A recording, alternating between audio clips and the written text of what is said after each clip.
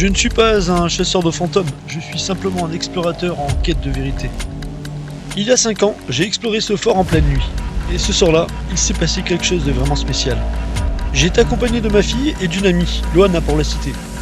Pour te mettre dans le contexte, j'ai vu Loana complètement effrayée, sa gueule était décomposée. Je lui ai demandé ce qui se passait, et elle nous sort qu'elle a entendu des voix. Alors avec ma fille on s'est regardé et on l'a pris pour une folle. Ce n'est que lors du montage vidéo, en dérochant mes plans, que mes poils se sont hérissés. Je suis tombé pile sur cette séquence. J'ai senti une petite voix vers la grande pièce. C'est bizarre, je sais, c'est pas. T'as entendu une voix ou... Non, j'ai pas entendu. Une petite voix, enfin, je sais pas. Le son est d'origine, je n'ai fait qu'augmenter le volume. Écoute ça. C'est la tour, déjà. Alors soit une pièce pour dégrader, soit une petite chapelle, je sais pas.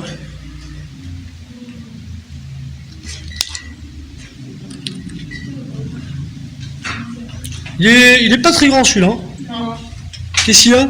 Du bruit? non, moi ça va. J'ai senti la peur dans vos yeux là.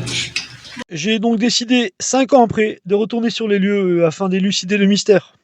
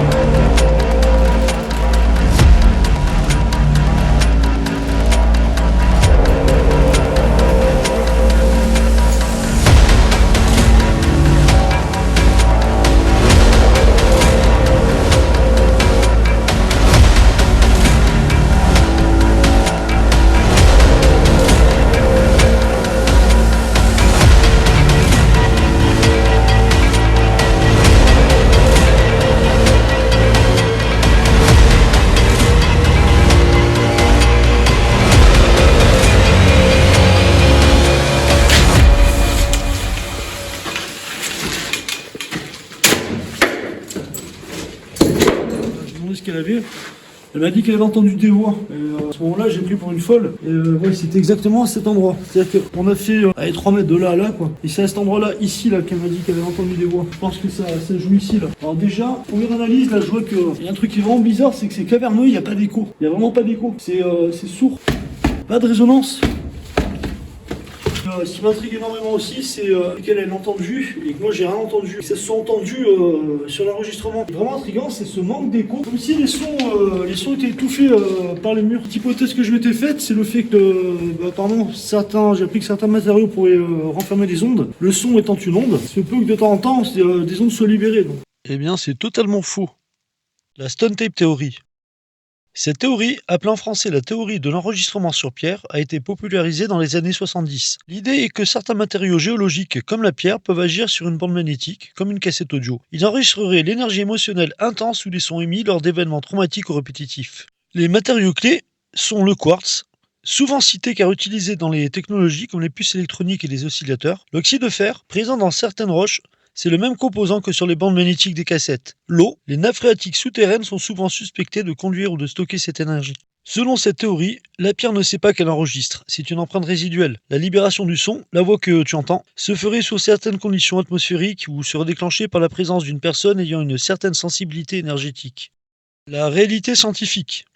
Pour qu'un enregistrement ait lieu physiquement, il faut transformer l'onde sonore, qui n'est que vibration de l'air, en une autre forme d'énergie stockable, magnétique ou numérique, puis avoir une source d'énergie pour inverser le processus et lire l'enregistrement. Lorsqu'une onde sonore frappe une paroi rocheuse, une partie réfléchit, ce qu'on appelle l'écho, et une partie est absorbée. L'énergie absorbée fait vibrer infiniment la matière et se transforme finalement en chaleur, pas en données stockées.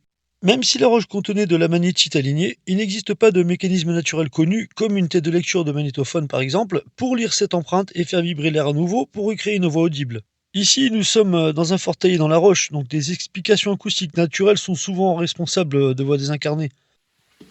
Alors, je vais poser cette cam avec ce micro à cet endroit-là pour faire une prise de son.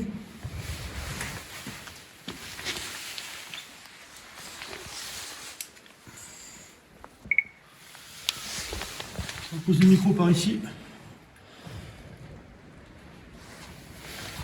Et ce que je vais faire en parallèle, je vais utiliser cet appareil que tu dois certainement connaître, ça s'appelle un K2. En vrai, c'est un détecteur d'ondes électromagnétiques. Et là, je vais essayer de voir s'il y a plutôt une anomalie environnementale. On a déjà exclu les parasites auditifs, du moins de ce qu'on entend nous avec nos oreilles. C'est pour ça que je vais utiliser un micro externe. Et cet appareil, je l'allume, on va voir si jamais il y a une détection sonore, s'il y a une interaction avec le niveau des ondes électromagnétiques. Cette caméra, c'est un smartphone, n'est pas équipé de puce. Je m'en sers simplement de caméra. Voilà. Donc il n'y a pas de fuite de la part de la caméra. Et nous, pendant ce temps-là, on va progresser dans l'ouvrage avec une caméra infrarouge. Allez. Allez, on va faire un petit tour avec la caméra infrarouge. On va faire le tour de l'ouvrage. Alors, la seule source de lumière que je vais laisser, c'est ici. C'est où on établit notre base. Et là, on est réellement sans lumière.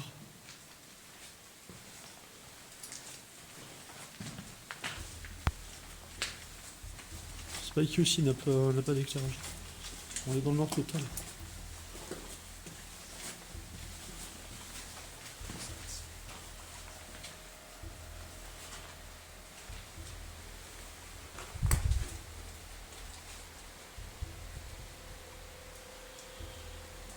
Alors je parle doucement parce que j'ai le micro qui tombe de l'autre côté, donc je ne veux pas faire de parasite. Et je ne veux pas fausser non plus ce micro-là, le micro de cette cam, dans le cas où on entend quelque chose. Donc, je suis obligé de m'éclairer au sol.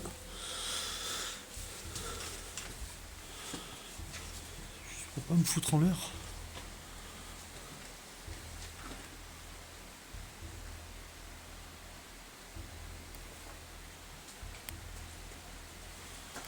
Alors je sais pas si tu as vu, il y a eu 2-3 petits parasites, je pense que c'est des insectes.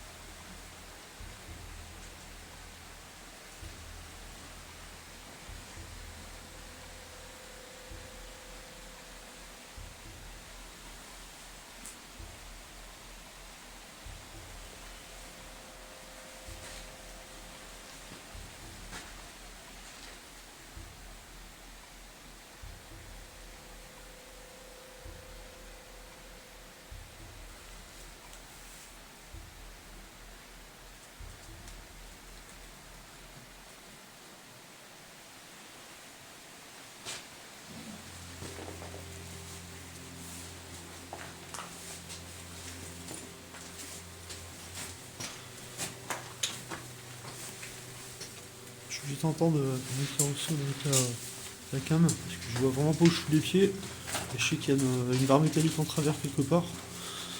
J'ai pas envie de me prendre.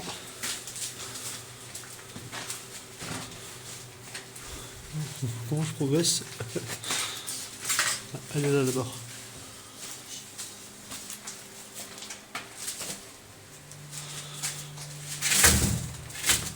Il y a une petite LED qui clignote sur Spikey. C'est une de ces lampes. J'ai dû mettre travail au lieu de l'éteindre.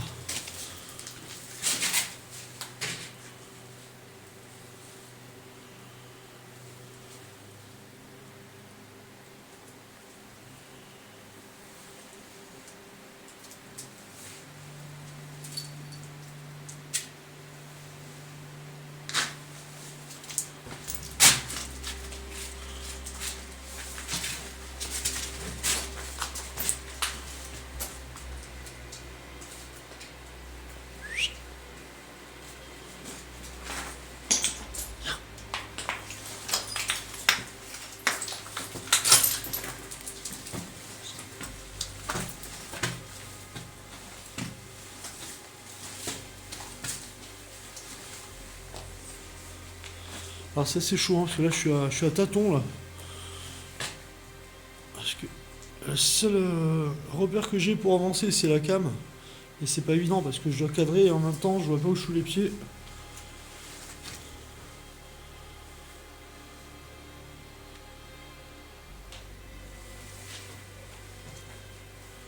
Ah, c'est Spaki, j'ai entendu un bruit. Là on se rend compte qu'il y a pas mal de petits insectes.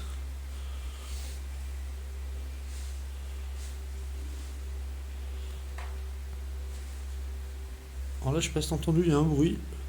C'est pas Spaki parce qu'il bougeait pas.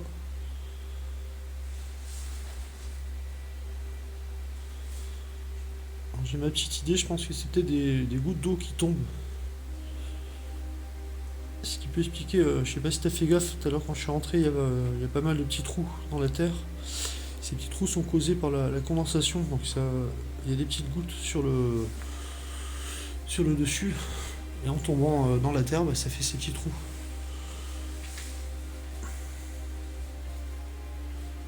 Le problème c'est que là, si c'est une goutte d'eau, techniquement ça doit être régulé.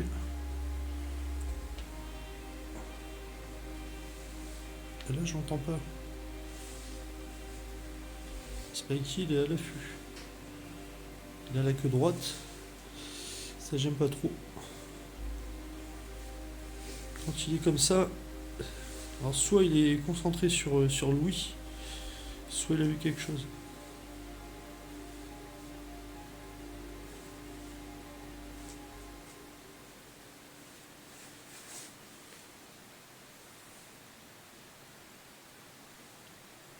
Spaki. Non, c'est bon, il a lâché l'affaire. Généralement, s'il y a quelque chose qui l'intrigue, il lâche pas l'affaire comme ça. Bon, c'est plutôt calme hein, par ici.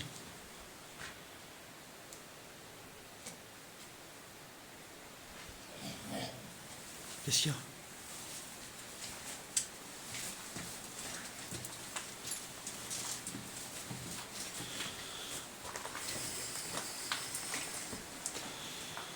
Là, on est sur la sortie de l'ouvrage.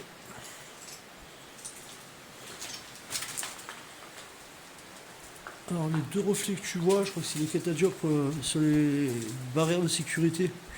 Viens ici. Spaki.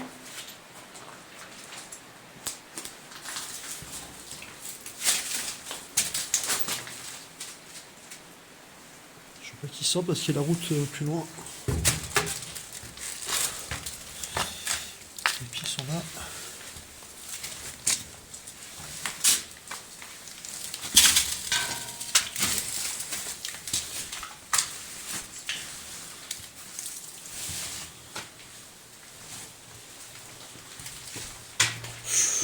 Oh putain. C'est les œufs de Spaki. Je viens de me taper un... Là vraiment, je viens de me taper une frayeur là. J'avais pas vu qu'il était parti si loin.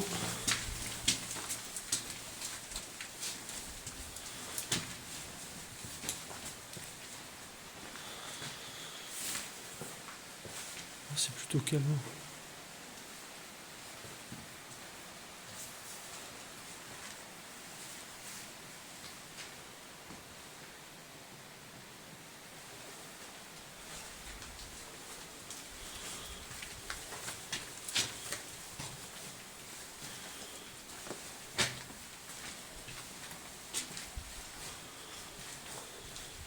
Là, c'est mon cadreur que tu vois.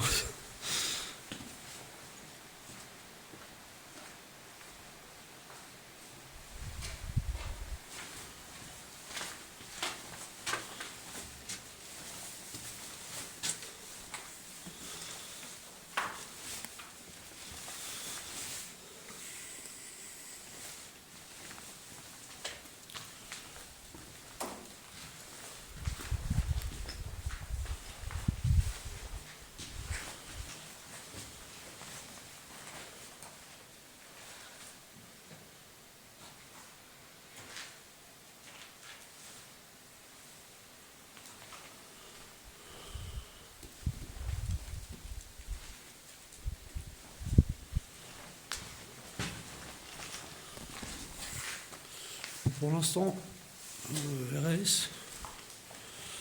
On verra plus tard au montage ce qu'il y a eu sur la bande sonore.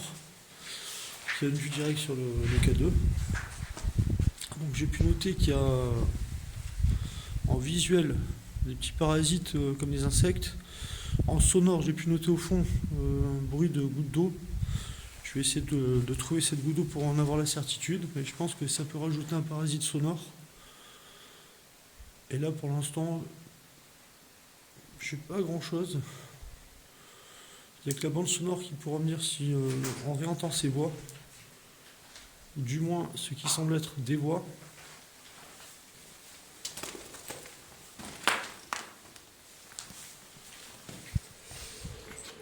Du coup, on vient d'écarter tout ce qui pouvait être parasite sonore, savoir une potentielle circulation de véhicules à l'extérieur, la résonance des lieux, les bruits qui pourraient être causés par des petits débris, par des petites pierres qui tombent, les chauves-souris, les pas au sol avec une certaine résonance. Donc ici, c'est réglé là. Il n'y a pas d'écho, il n'y a pas de résonance dans cette partie-là. Pas de parasite sonore de l'extérieur. Les chauves-souris sont dans l'autre pièce. Donc pour l'instant, je ne vois pas de parasite sonore qui aurait pu lui faire penser à des voix. Et surtout, bon, je pense que là, un parasite sonore extérieur, on l'aurait entendu, moi et Priscilla et moi. Ce n'était pas le cas. Je me dis également qu'il y a une autre hypothèse. Le cerveau filtre. Il y a certains sons qui peuvent être filtrés. Il n'y a que l'essentiel qui peut venir... Le cerveau humain est programmé pour connaître des voix et du langage. Dans un fort comme celui-ci, le vent qui s'engouffre dans les meurtrières, le bruit des gouttes d'eau, le frottement des courants d'air sur la roche crée un bruit blanc. Le cerveau tente de donner un sens à ce bruit aléatoire et peut l'interpréter comme des chuchotements ou des mots. Je me dis qu'avec le fait que ce soit un endroit un peu flippant, la peur qu'elle a eue, il y a pu y avoir une déformation sonore, enfin ce qu'on appelle une hallucination auditive. Pourquoi nous on l'aurait pas entendu? Alors il y a la cause de la fréquence aussi, il y a peut-être des fréquences, elle est peut-être plus sensible à certaines fréquences que moi avec Priscilla, sur les graves ou sur les aigus. Donc quand nous on n'est pas entendu, un bruit qui aurait pu par la peur se transformer en hallucination auditive. Niveau sonore, c'est le néant. Il n'y a pas de bruit d'air, il n'y a pas de bruit extérieur, il n'y a rien du tout. Et on est pratiquement sur la même plage horaire que lorsqu'on est venu avec Priscilla et Loana. Il y a un peu d'air ici, là. Là, je sens un léger courant d'air. Ce courant d'air, on ne le ressent pas là-bas. Il n'y a pas assez de puissance pour que ça aille jusqu'à là-bas, quoi. Mais ici, par contre, on le sent vraiment. On entend le léger bruit de rivière, c'est la rivière en bas. On voit que le créneau, il est assez abriété quand même. Il est enfoncé dans la roche, donc il y a 3-4 mètres de roche. Il y a des créneaux ici aussi, donc en restant dans l'hypothèse de l'hallucination auditive par le vent, par l'air, il y a une entrée d'air ici, là par contre il y a 3 créneaux assez conséquents, et là on sent bien le courant d'air ici. Cependant l'air on le sent pas là-bas, quoi. Il n'y a pas, arrivé ici à cet endroit-là, il y a vraiment un bruit sourd, il n'y a pas d'écho, pas de résonance là du tout. C'est vraiment intriguant. Donc là on a éliminé l'hypothèse du bruit. Mon sens du rationnel me ferait plutôt pencher du côté de l'hallucination auditive, mais cependant quelques points ne sont pas éclaircis. Comment se fait-il que Loana ait entendu avec ses oreilles ces dites voix, que ma fille et moi n'ayons rien entendu? Et pourtant l'enregistrement est là. Alors si toi aussi tu entends des voix, dis-le moi en commentaire, fais-moi part de ton ressenti. Il y a parfois des phénomènes que même la science ne peut expliquer, laissant libre cours à la fantaisie et à la naissance de mythes. Et parfois laisse traîner de gros doutes lorsque des faits ou des preuves matérielles sont là. Je repars donc sans réponse, mais je reste persuadé qu'il y a une explication scientifique. Ou pas. Bon, eh bien, après plus de 4 heures sur le terrain, je pense qu'il est temps de quitter.